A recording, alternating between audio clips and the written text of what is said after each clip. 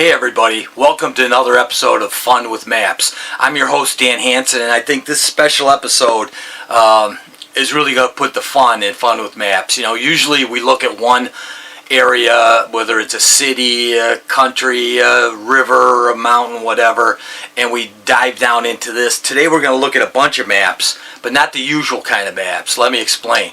So I found this site called public domain review.org, publicdomainreview.org, and it's got a bunch of old maps, and some are pretty funny and some are cool, and they show the history of what's going on now. So I found a series from the 1860s that was published of Europe, and they're anthropomorphic. Now what that means is they take on the characteristics of people, so the maps will look like people. So you know, for example, England was drawn as Queen Victoria, okay, and Italy as a soldier, and various things. So what we're going to do today in this episode, we're going to look at the modern map of some of these, about 10 European countries, and some that are no longer around, like Prussia, and then we're going to look at this anthropomorphic map of that region from the 1860s and see what's the same and what's different and all. It's kind of fun. They also have like a 4-line verse associated with each one, so I'll read that to you too. So it's kind of hard to explain, but once you see what we're doing, you'll get it right away. So let's get started with this episode of Fun with Maps. Okay, why don't we start with Denmark? So here's a map of Denmark as it is currently. You know, you can see the borders and the islands and all this. Here's the North Sea, Skagerrak here. Here's the Baltic Sea. Denmark attached to Germany here. Okay, Copenhagen's over here, the capital. Look how close it is to Sweden here. Okay, so this is what Denmark looks like. It's not really one shape or easily defined with all these islands and all. But let's see what the map drawer came up with. Okay, here's what they drew. All right, so we've got, they call it a female figure with ice skates. So back here, here's that top part here. The islands we saw coming up here, Sweden's. So Copenhagen would be in here. This is, they have Skagerrak as 2 words here. Here's the Baltic Sea. Here's the North Sea. And where it's attached here, instead of Germany, it says Hanover. So here's this female figure with ice skates. That's how they drew Denmark back then. So here's the map of France, current map of France. And, you know, France is often referred to as the l'hexagone or the hexagon. It's got this hexagonal shape. There's this 1, 2, 3, 4, 5, 6. So it's a hexagon. It's bordered up here by the English Channel. Here's the Bay of Biscay and the North Atlantic Ocean. Here's the Mediterranean Sea. Of course, it connects to Spain over the Pyrenees here. You know, Paris is up here, Rouen there, Marseille down here, Bordeaux, all these famous parts of France. Here it's connected by Monaco at Italy, and Switzerland, and Luxembourg, and Belgium. There's Germany. So up here the North Sea, the English Channel, there's United Kingdom. So this is France as we all know it. Here's the map they drew back then, the 1860s. And they call it France as an empress of cooks, fashions, and the dance. So once again, here's the English Channel, Straits of Dover. Here's the Bay of Biscay, the Atlantic up here. Here's the Pyrenees going into Spain. Here's the Mediterranean, just like we saw this. Here's Grenoble and Geneva, Switzerland, all this. But now it's dressed as this empress of cooks, fashions, and the dance. And the verse says, "A hook-nosed lady represents fair France, empress of cooks, of fashion, and the dance. Her flattering glass declares that victory power, beauty, wealth, arts are her imperial power." Imperial dower. Let's put it that way. Okay? So that's how they drew France. So this, of course, is a modern map of Italy. And Italy has always been defined here. Here's the boot, and at the toe of the boot is Sicily. So there's Rome, and here's the Adriatic Sea. You've got Sardinia here, Corsica there, Monaco and France there. Here's Switzerland, Austria, Slovenia, Croatia, all of that in here. And so this is modern Italy. This is one of my favorites. This is the map they drew back then, and they call it a revolutionary figure complete with liberty cap. So you can see here's the flag, the green, white, and red there. It's got a liberty cap there. There's that boot kicking Sicily. Okay, and Rome in here, and here's the Adriatic. Notice up here, this whole thing they say is Switzerland. Over here, France. Here's the Mediterranean. There's Africa. And over here, this is all called Turkey. So, you know, as times change, this was published in the 1860s. Obviously, the geography has changed. So that's their map of Italy. And the quatrain says, "Thou model chieftain, born in modern days, well may thy gallant acts claim classic praise. Uncompromising friend of liberty, thy photograph ennobles Italy." So that's the map of Italy. It's pretty cool. So here's Ireland, of course, a modern map of Ireland. We've got the North Channel, the Irish Sea, the Celtic Sea. Here's the North Atlantic Ocean. We just did a Fun with Maps on Achill Island here in County Mayo. Okay.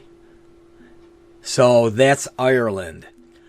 And here's the map they drew back then, and they call it "Ireland is a peasant, happy in her baby's smile." So, you know, this would be where we were with the Achill Island. There's Clew Bay in County Mayo, Galway Bay, Dublin over here, Northern Ireland, Galway Bay, and Donegal Bay. That's their drawing there of Ireland. The quatrain says, "And what shall typify the Emerald Isle? A peasant, happy in her baby's smile. No fortune hers, though rich in native grace. Herrings, potatoes, and a joyous face." So that's how they depicted Ireland back then. So this is the modern map of Spain, and you can see here it's connected to France. There's the Pyrenees Mountains. Over here is Portugal. For some reason, the map maker combined Spain and Portugal in theirs in the 1860s, so we'll see that in a minute. Here's the Bay of Biscay, North Atlantic Ocean, the Straits of Gibraltar here. Look how close that is to Morocco, how narrow that is in Gibraltar. Here's the Mediterranean. Madrid, the capital, is here. Barcelona, or as they would say, Barcelona, is up there. Here's the Balearic Islands. Okay, this is Spain. Now, let's take a look at Portugal, which we can see is right here in this shape here.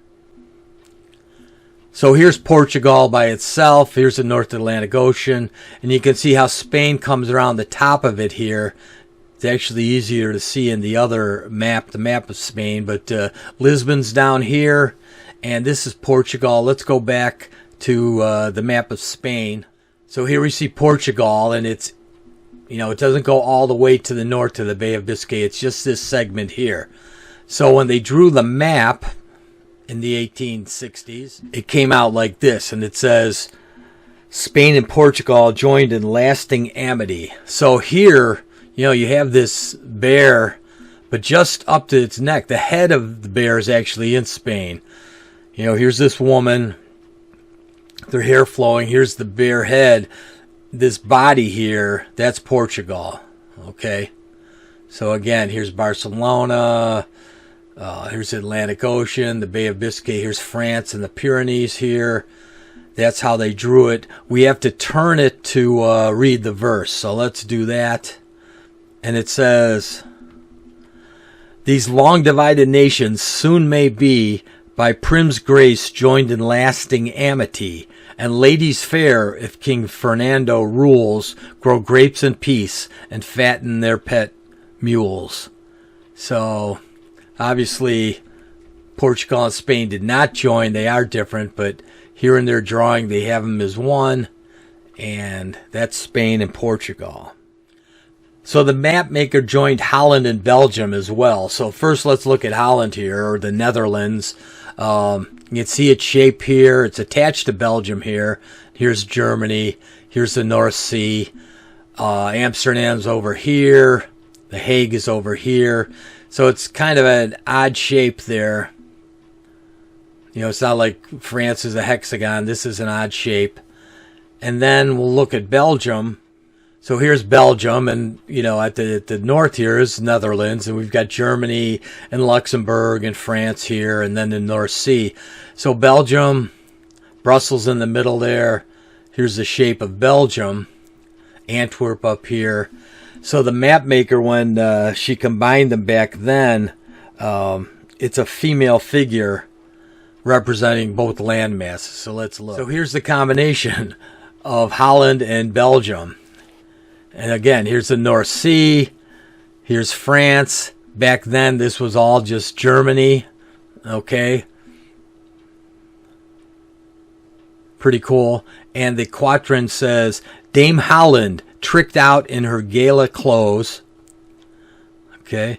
And Master Belgium with a punchy nose seem on the map to represent a land by patriot worth and perfect art made grand.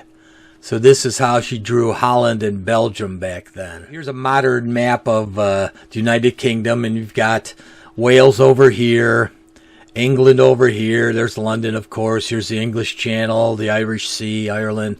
Here's the North Sea, and up here is Scotland, and the North Atlantic Ocean, and, you know, the Shetland Islands and all that.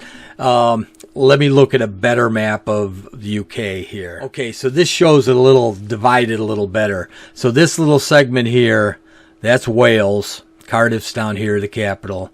So that's Wales. You can see its shape. Here's England, the big part here. And that's its shape, which we're going to see in a minute. Okay, and London's down here. Of course, here's France, the Channel, Ireland, North Sea. And then up here is Scotland.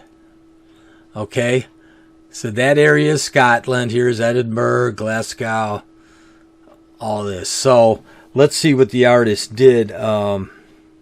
First with England. So with England, she drew the map as Queen Victoria, the form of Queen Victoria. So up here would be Scotland. Here's the Irish Sea. Okay, here's the English Channel. This would be Wales over here. So that's not in this here. But the map itself here, she drew it as Queen Victoria. And you can see up here they call the North Sea the German Ocean or the North Sea. So that's a little different. And the quatrain says, beautiful England on her island throne, grandly she rules with half the world her own. From her vast empire the sun ne'er departs. She reigns a queen, Victoria, Queen of Hearts. So remember, back then, England was the most powerful nation there. So that's England. And then north of England here, on the British island here, is Scotland. Okay, so this is a good one. This is the bagpiper, of course, and it's struggling through some bogs. So England's over here, and Scotland's up here. You can see it. His shape here. Here's Ireland, connected to England here. It's a good map, and that's the quatrain says, a gallant piper struggling through the bogs, his windbag broken, wearing his clay clogs. Yet strong of heart a fitting emblem makes for Scotland, land of heroes and of cakes. So that's Scotland. Now we have to see Wales. So here's Wales. Remember, this is to the west of southern England here, okay? So here we've got England here. It's attached. Here's the British Channel, okay, and the Irish Sea up here. So this is Wales. And Cardiff was down here, remember, the capital. And she drew Wales in the form of someone called Owen Glendower. Owen Glendower was a Welsh leader. He's a soldier, a military commander in the late Middle Ages. He led a 15-year-long revolt with the end of aiming English rules in Wales. So this was drawn, the map of Wales was drawn as Owen Glendower, and the quatrain says, geography bewitched, Owen Glendower, in Barty grandeur looks from shore to shore, and sings King Arthur's long, long pedigree, and cheese and leeks and knights of high degree. So that's Wales. So here's Germany, modern Germany, right? And we saw how it's attached to Denmark up here. Here's the Baltic Sea. Here's the North Sea.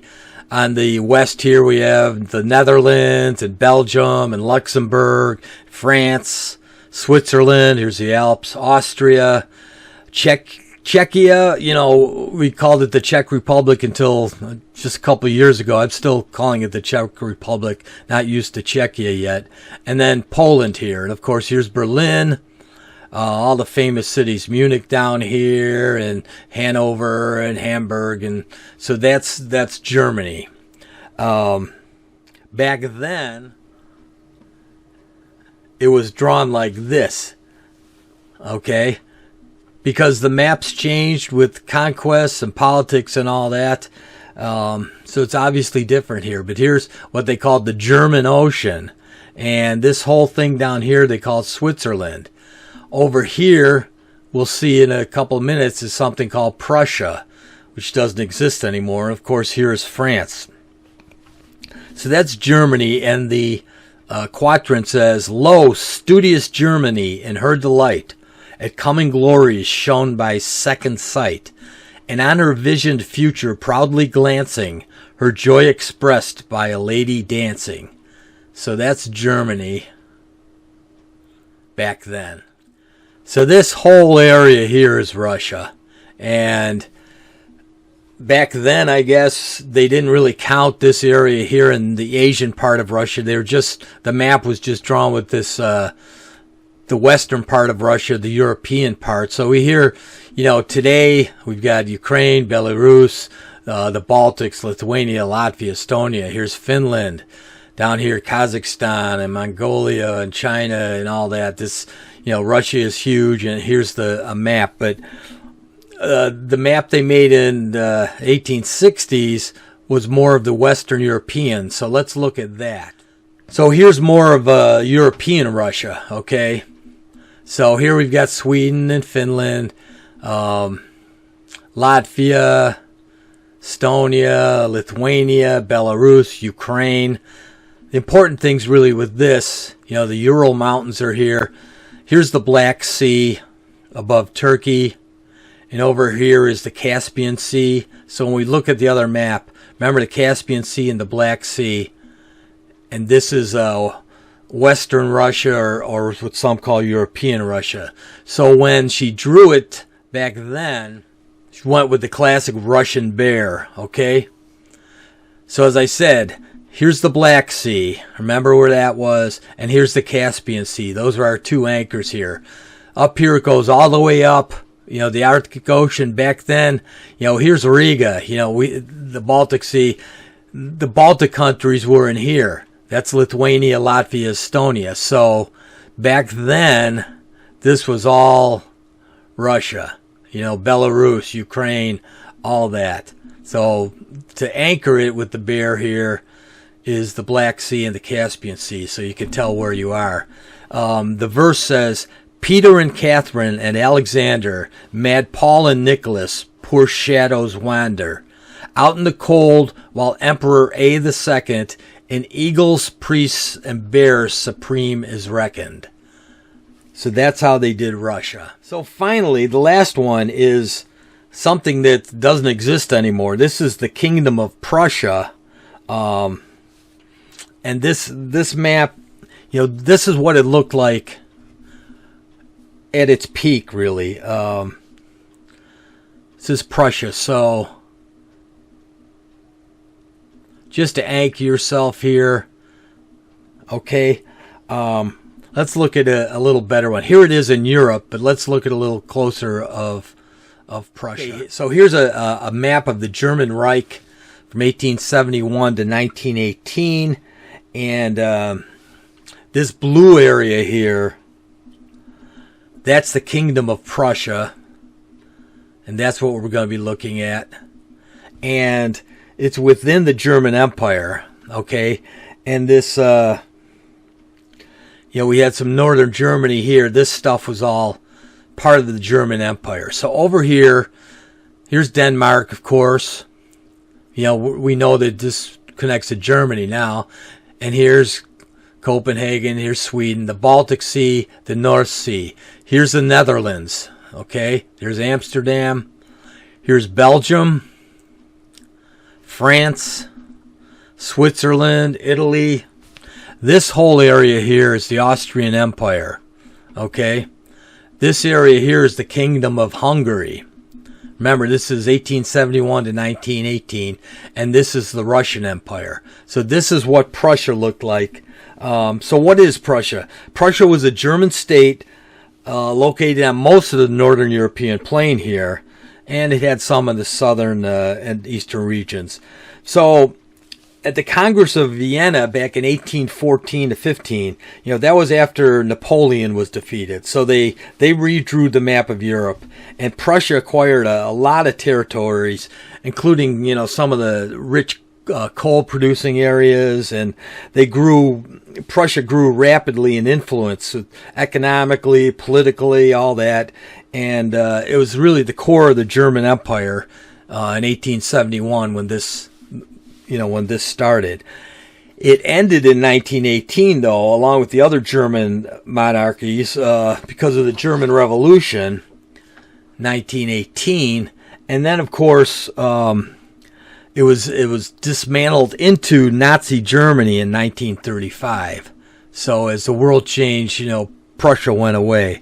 Here's a fun with maps fact. Some Prussian ministries were kept by the Nazis, and Hermann Göring remained in his role as minister president of Prussia until the end of World War II. So most of the eastern territories of Germany that made up a significant part of Prussia, in here, they lost most of their German population after 1945 because you had the Polish People's Republic and the Soviet Union both absorbed these territories, and they expelled the Germans by 1950. So Prussia was deemed, quote, a bearer of militarism and reaction by the Allies, so they officially abolished Prussia by an Allied declaration in 1947 after the war. So look at this map here. That's Prussia up until 1918. And this is the map that was drawn in the 1860s of Prussia. You can see that's the personages of Friedrich Wilhelm and Prime Minister Bismarck. So here's Poland, here's Bohemia, Austria, the Kingdom of Saxony, here's Belgium and France and Holland. Denmark up here. Here's the North Sea once again. They could call it, or the German Ocean.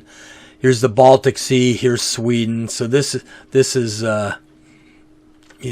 Prussia back then. Here's Russia over here. Now we have to turn it again to read the quatrain, which says, His Majesty of Prussia, grim and old, Sadawa's king by needle guts made bold, with Bismarck of the royal conscience keeper, in dreams political, none wiser, deeper. So that's Prussia. Pretty wild, huh? A lot has changed over the 150 or so years, both geographically and politically here in Europe and, of course, around the world and all. One of the interesting facts about these maps is that they were probably drawn by a teenage girl, because she's not identified. But if you look at the introduction, let me read what they say. The publisher states the following, quote, the young lady who is responsible for these sketches is now in her 15th year, and her first idea of map drawing is traceable to her meeting with the small figure of Punch riding on a dolphin and contrived to represent England. The thought occurred to her when seeking to amuse a brother confined to his bed by illness. So here you got this 15-year-old girl 150 years ago or so trying to amuse her brother who's bedridden with an illness, and she came up with these great maps. So I hope you had fun with that. I had fun with looking at those maps. She's really talented. And if you did, as always, please click like and subscribe, all that. We'll get back to regular fun with maps soon. The next episode will be out, a regular type of episode. But until then, I'm your host, Dan Hansen. Keep on having fun with maps.